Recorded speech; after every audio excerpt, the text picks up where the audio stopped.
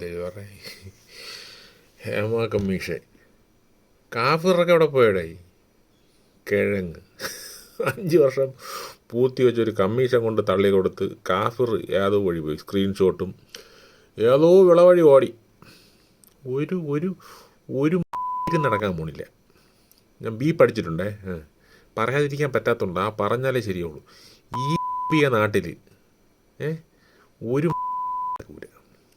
കിഴങ്ങൂറ്റികളെന്ന് വെച്ച് കഴിഞ്ഞാൽ ഈ നാട്ടിലെ ഈ മാധ്യമ പ്രവർത്തകരും ഈ രാഷ്ട്രീയക്കാരും കൂടെ നാട്ടുകാരെ കണ്ണിപ്പൊളിയിട്ട് ഒന്നു പോയാൽ മറ്റൊന്നും. മറ്റേ ഒരു പാട്ടുണ്ട്, മറ്റേ പിള്ളേരെ മഞ്ചാടിയിൽ എന്തിനാണെന്ന്, ദോശ കൊടുത്തു തേങ്ങ കിട്ടി ഡുണ്ടുണ്ട്.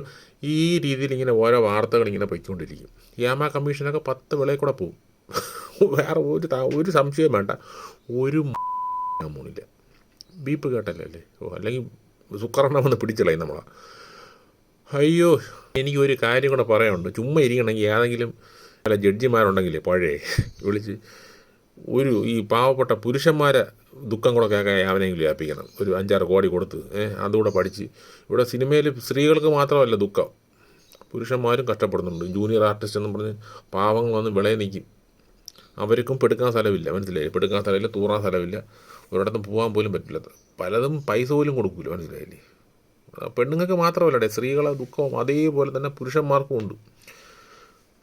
പിന്നെ ഇല്ലെന്നേ ഉള്ളൂ, മനസ്സിലായില്ലേ?